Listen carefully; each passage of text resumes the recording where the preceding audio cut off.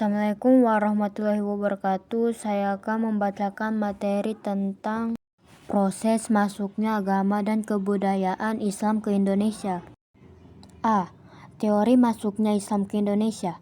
Masuknya Islam di Indonesia pada abad ke-5 tidak bisa dilepaskan dari sejarah, perdagangan dan pelayaran antara benua yang berlangsung pada masa itu. Kendati demikian, para ahli masih bersilang pendapat tentang bagaimana proses masuknya budaya dan agama Islam tersebut, hingga bisa mengalahkan kebudayaan dan agama yang telah ada sebelumnya, yakni Hindu dan Buddha. Berbagai teori pun berkembang dengan disertai bukti dan fakta pendukung. 1. Teori Gujarat.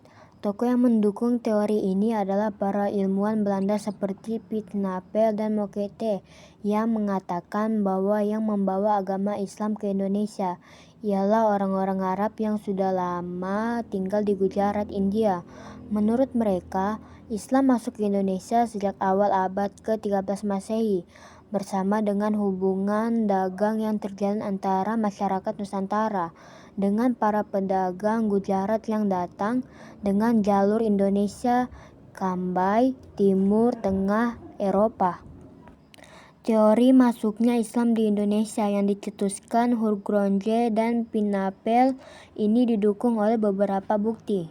A. Batu nisan Sultan Samudra Pasai Malik As-Saleh 1297 dan batu nisan Syekh Maulana Malik Ibrahim di Gresik memiliki kesamaan dengan batu nisan yang berada di Kambay. B. Hal ini juga bersumber dari keterangan Marco Polo dari Venesia, Italia, yang pernah singgah di Perlak, Perureula tahun 1292. Ia menceritakan bahwa di Perlak sudah banyak penduduk yang memeluk Islam dan banyak pedagang Islam dari India yang menyebarkan ajaran Islam. 2. Teori Persia. Umar Amir Hussein dan Hussein dijajah di Ningrat sebagai pencetus sekaligus pendukung teori Persia menyatakan bahwa Islam yang masuk di Indonesia pada abad ke-7 Masehi adalah Islam yang dibawa kaum Syiah Persia. Teori ini didukung adanya beberapa bukti pembenaran diantaranya: A. Peringatan 10 Muharram atau Asyura atas meninggalnya Hasan dan Hussein, cucu Nabi Muhammad, yang sangat dijunjung oleh orang Syiah Islam Iran.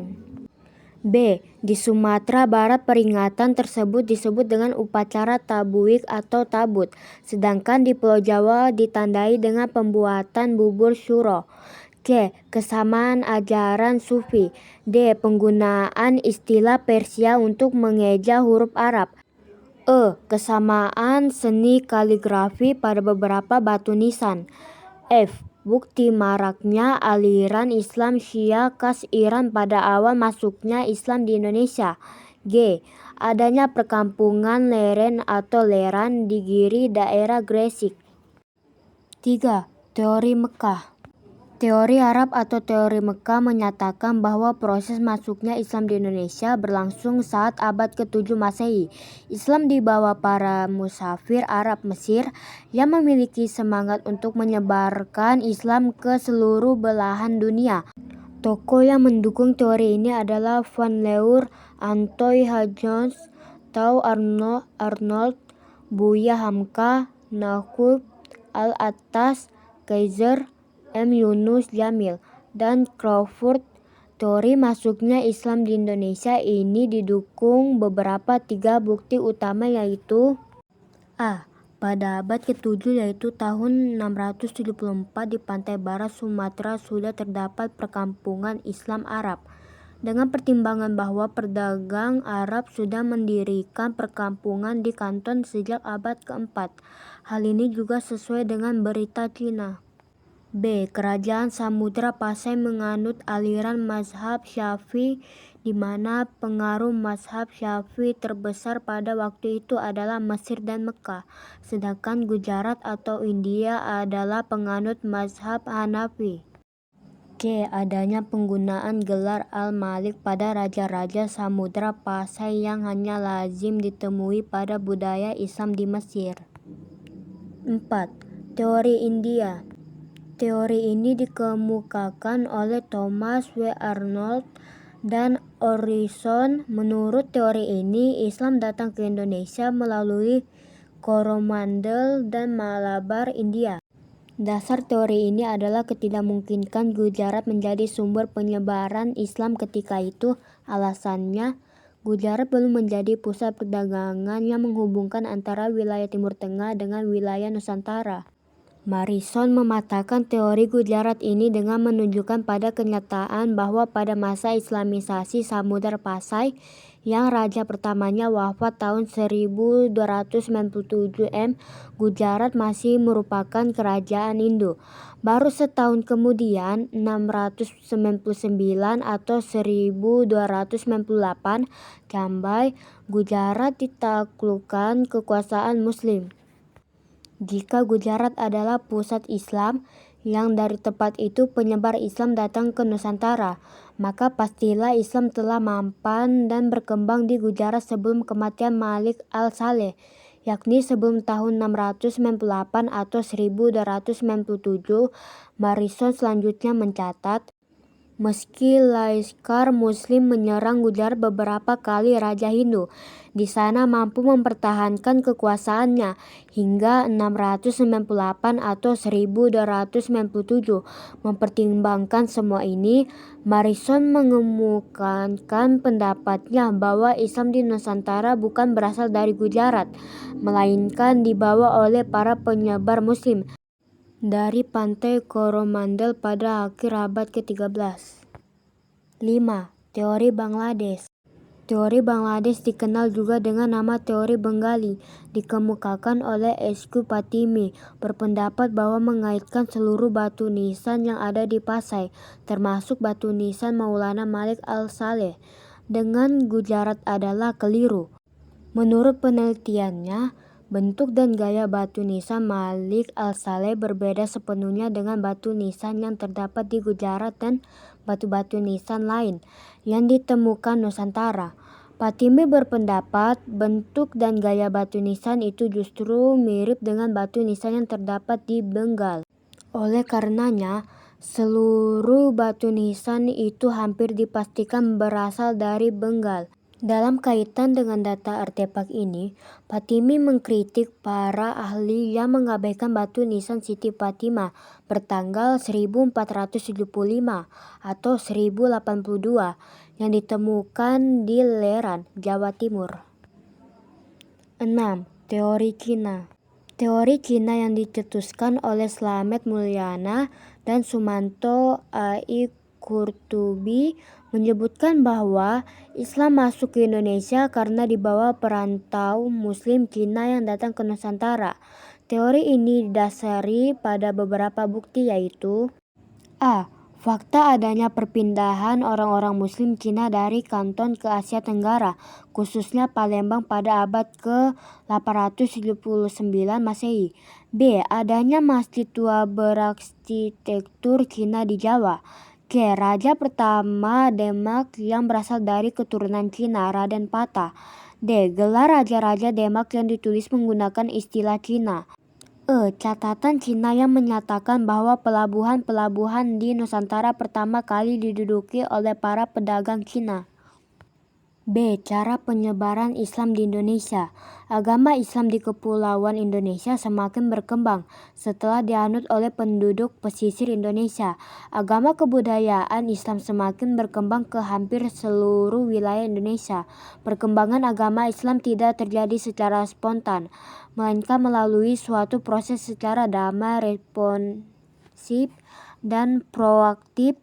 Oleh karena itu, masyarakat Indonesia yang belum menganut Islam mudah tertarik dengan agama dan kebudayaan Islam. Banyak cara yang dilakukan untuk menyebarkan agama dan kebudayaan Islam, antara lain melalui cara 1. Perdagangan. Saluran perdagangan merupakan tahap yang paling awal dan tahap Islamisasi yang diperkirakan dimulai pada abad ke-7 M, yang melibatkan perdagangan Arab, Persia, dan India.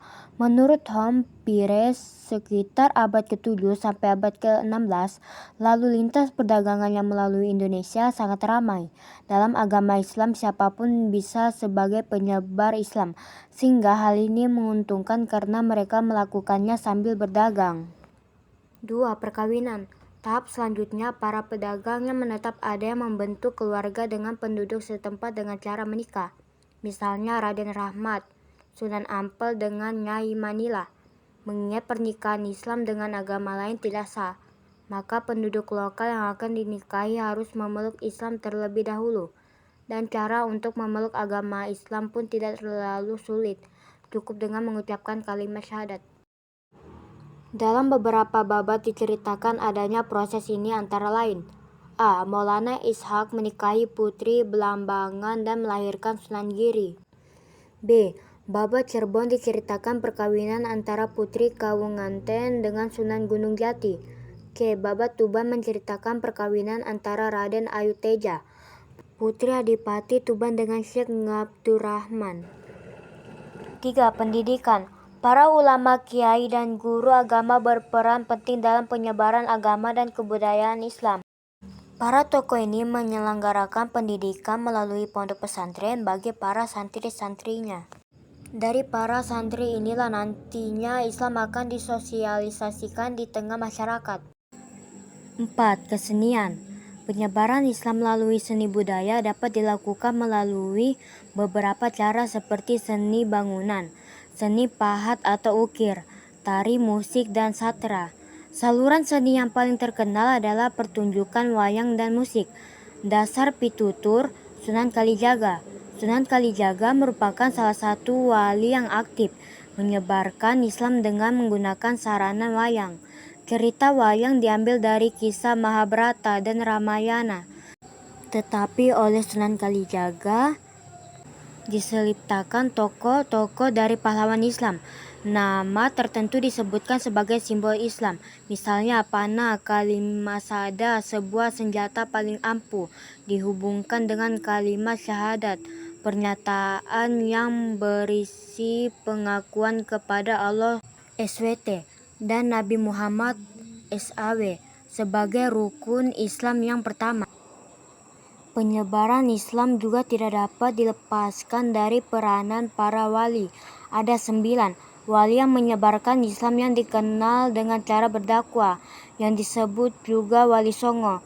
Mereka dikenal telah memiliki ilmu serta penghayatan yang tinggi terhadap agama Islam. Berikut yang termasuk Wali Songo. 1. Maulana Malik Ibrahim atau Sunan Gresik berasal dari Persia. 2. Sunan Ampel dari Raden Rahmat. 3. Sunan Derajat atau Syarifuddin putra Raden Rahmat. 4. Sunan Bonang atau Mahdun Ibrahim putra Raden Rahmat. 5. Sunan Giri atau Raden Paku murid Sunan Ampel. 6. Sunan Kalijaga atau Joko Said. 7. Sunan Kudus atau Jafar Siddiq. 8. Sunan Muri atau Raden Umar Said. 9. Sunan Gunung Jati atau Syarif Hidayatullah. 5. Politik. Kekuasaan raja memiliki peranan sangat besar dalam penyebaran Islam di Indonesia. Ketika seorang raja memeluk Islam, maka secara tidak langsung rakyat akan mengikuti. Dengan demikian, setelah agama Islam mulai tumbuh di masyarakat, kepentingan politik dilaksanakan melalui perluasan wilayah kerajaan yang diikuti dengan penyebaran agama. Contohnya Sultan Demak yang mengirimkan pasukannya di bawah Fathahillah untuk menduduki wilayah Jawa Barat dan memerintahkan untuk menyebarkan agama Islam. 6. Tasawuf. Kata tasawuf sendiri biasanya berasal di kata sufi, yang berarti kain wol, yang terbuat dari bulu domba. Tasawuf adalah ajaran untuk mengenal dan mendekatkan diri kepada Allah sehingga memperoleh hubungan langsung secara sadar dengan Allah dan memperoleh ridhonya. Bukti-bukti mengenai hal ini dapat diketahui dari sejarah Banten, babat Tanah Jawi, dan hikayat Raja-Raja Pasai. Ajaran tasawuf ini masuk ke Indonesia sekitar abad ke-13, tetapi baru berkembang pesat sekitar abad ke-17, dan mazhab yang paling berpengaruh adalah mazhab Syafi'i. Silang budaya masuknya Islam ke Indonesia. Berkembangnya kebudayaan Islam di Kepulauan Indonesia telah menambah khasana budaya nasional Indonesia, serta ikut memberikan dan menentukan corak kebudayaan bangsa Indonesia. Akan tetapi, karena kebudayaan yang berkembang di Indonesia sudah begitu kuat di lingkungan masyarakat, maka berkembangnya kebudayaan Islam tidak menggantikan atau memusnahkan kebudayaan yang sudah ada. Hasil proses akulturasi antara kebudayaan pra-Islam dengan ketika Islam masuk tidak hanya berbentuk fisik kebendaan seperti seni bangunan, seni ukir atau pahat, dan karya sastra, tetapi juga menyangkut pola hidup dan kebudayaan non-fisik lainnya. Beberapa contoh bentuk akulturasi akan ditunjukkan pada modul ini antara lain: A. Seni bangunan. Seni dan arsitektur bangunan Islam di Indonesia sangat unik, menarik, dan akulturatif. Seni bangunan yang menonjol di zaman perkembangan Islam ini terutama masjid, menara, serta makam. A. Masjid dan menara. Dalam seni bangunan di zaman perkembangan Islam, nampak ada berpanduan antara unsur Islam dengan kebudayaan pra-Islam yang telah ada. Seni bangunan Islam yang menonjol adalah masjid. Fungsi utama dari masjid adalah tempat beribadah bagi orang Islam. Masjid atau masjid dalam bahasa Arab mungkin berasal dari bahasa Aramik atau bentuk bebas dari perkataan sajadah yang artinya merebahkan diri untuk bersujud. Pengertian tersebut dapat dikaitkan dengan salah satu hadis Sahih Al-Bukhari yang menyatakan bahwa bumi ini dijadikan bagiku untuk masjid, tempat salat, dan alat pesucian buat tayamum, dan di tempat mana saja seseorang dari umatku mendapatkan waktu sholat, maka sholatnya di situ. Meskipun pengertian hadis tersebut memberikan keleluasan bagi setiap muslim untuk sholat, namun dirasakan perlunya mendirikan bangunan khusus yang disebut masjid sebagai tempat peribadatan umat Islam. Demikian pula masjid dapat dianggap sebagai pusat kebudayaan bagi orang-orang muslim. Di Indonesia, sebutan masjid serta bangunan tempat peribadatan lainnya ada bermacam-macam sesuai dan tergantung kepada masyarakat dan bahasa setempat. Bangunan masjid-masjid kuno di Indonesia memiliki ciri-ciri sebagai berikut. 1. Atapnya berupa atap tumpang, yaitu atap yang bersusun semakin ke atas semakin kecil dan tingkat yang paling atas berbentuk limas.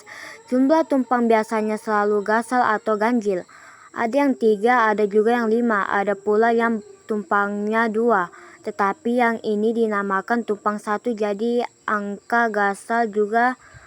Atap yang demikian disebut meru atau masjid biasanya masih diberi lagi sebuah kemuncak atau puncak yang dinamakan mustaka. 2.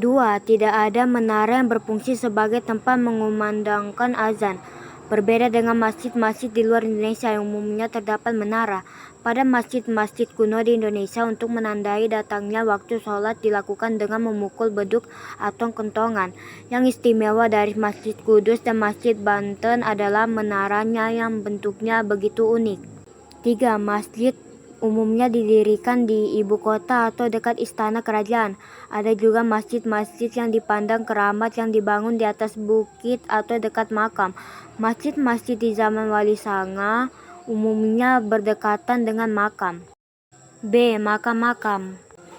Makam yang lokasinya di dataran dekat Masjid Agung bekas kota pusat Kesultanan, antara lain makam Sultan-Sultan Demak di samping Masjid Agung Demak, makam Raja-Raja Mataram Islam Kota Gede. DI Yogyakarta, makam Sultan-Sultan Palembang, makam Sultan-Sultan di daerah Nangroe Aceh yaitu kompleks makam di Samudra Pasai, makam Sultan-Sultan Aceh di Kandang Gunungan, dan di tempat lainnya di Nangroe Aceh makam Sultan-Sultan Siak Indrapura Riau. Makam Sultan Palembang, Makam Sultan Banjar di Kuin, Banjarmasin, Makam Sultan di Martapura, Kalimantan Selatan, Makam Sultan Kutai, Kalimantan Timur, Makam Sultan Ternate di Ternate, Makam Sultan Goa di Tamalate, dan Kompleks Makam Raja-Raja di Jeneponto, dan Kompleks Makam di Watan Lamuru, Sulawesi Selatan. Makam-makam di berbagai daerah lainnya di Sulawesi Selatan, serta Kompleks Makam Selamparang di Nusa Tenggara. Di beberapa tempat terdapat makam-makam yang meski tokoh yang dikubur termasuk wali atau syekh, namun penempatannya berada di daerah dataran tinggi. Makam tokoh tersebut antara lain Makam Sunan Bonang di Tuban, Makam Sunan Derajat Lamongan, Makam Sunan Kalijaga di Kadilangu, Demak, Makam Sunan Kudus di Kudus, Makam Maulana Malik Ibrahim, dan Makam Leran di Gresik, Jawa Timur. Makam Datuk RI Bangkaliang di Takalar, Sulawesi Selatan, Makam Syekh Burhanuddin Pariaman, Makam Syekh Kuala atau Nuruddin Araniri Aceh, dan masih banyak para dai lainnya di tanah air yang dimakamkan di dataran. Makam-makam yang terletak di tempat-tempat tinggi atau di atas bukit-bukit sebagaimana telah dikatakan di atas, masih menunjukkan kesinambungan tradisi yang mengandung unsur kepercayaan pada ruh-ruh nenek moyang yang sebenarnya sudah dikenal dalam pengejawantahan pendirian punden-punden berundak megalitik. Tradisi tersebut dilanjutkan pada masa kebudayaan Indonesia Hindu-Buddha yang diwujudkan dalam bentuk bangunan-bangunan yang disebut candi. Antara lain Candi Dieng yang berketinggian 2000 meter di atas permukaan laut, Candi Gendong Sanga, Candi Borobudur, Pencandian Prambanan, Candi Ceto, dan Candi Suku di daerah Surakarta, Pencandingan Gunung Penanggungan, dan lainnya. Makam Wali Songo dan Sultan-Sultan pada umumnya ditempatkan dalam bangunan yang disebut cungkup yang masih bergaya kuno dan juga dalam bangunan yang sudah diperbaharui.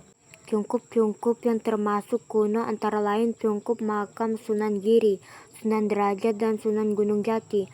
Demikian juga Cungkup Makam Sultan-Sultan yang dapat dikatakan masih menunjukkan kekunoan walaupun sudah mengalami perbaikan, contohnya Cungkup Makam Sultan-Sultan Demak, Banten, dan Ratu Kalinyamat Jepara.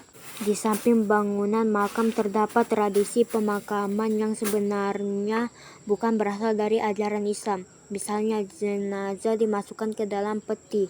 Pada zaman kuno ada peti batu, kubur batu, dan lainnya. Sering pula di atas kubur diletakkan bunga-bunga. Pada hari ke-3, ke-7, ke-40, ke-100, 1 tahun, 2 tahun, dan 1000 hari diadakan selamatan. Saji-sajian dan selamatan adalah unsur pengaruh kebudayaan pra-Islam, tetapi doa-doanya secara Islam. Hal ini jelas menunjukkan perpaduan. Sesudah upacara terakhir 1000 hari selesai, barulah kuburan diabadikan, artinya diperkuat dengan bangunan dan batu. Bangunan ini disebut jirat atau kinji, nisannya diganti dengan nisan batu. Di atas jirat sering didirikan semacam rumah yang di atas disebut cungkup. Seni ukir. Pada masa perkembangan Islam di zaman Makkiyah, berkembang ajaran bahwa seni ukir patung dan melukis makhluk hidup, apalagi manusia secara nyata, tidak diperbolehkan di Indonesia.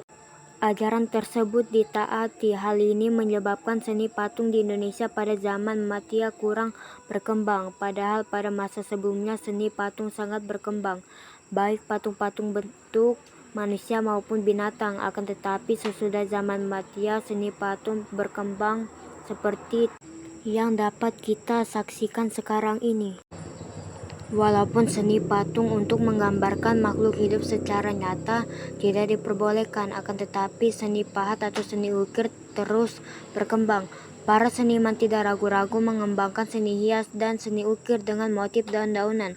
dan bunga-bungaan, seperti yang telah dikembangkan sebelumnya. Kemudian juga ditambah seni hias dengan huruf Arab kaligrafi.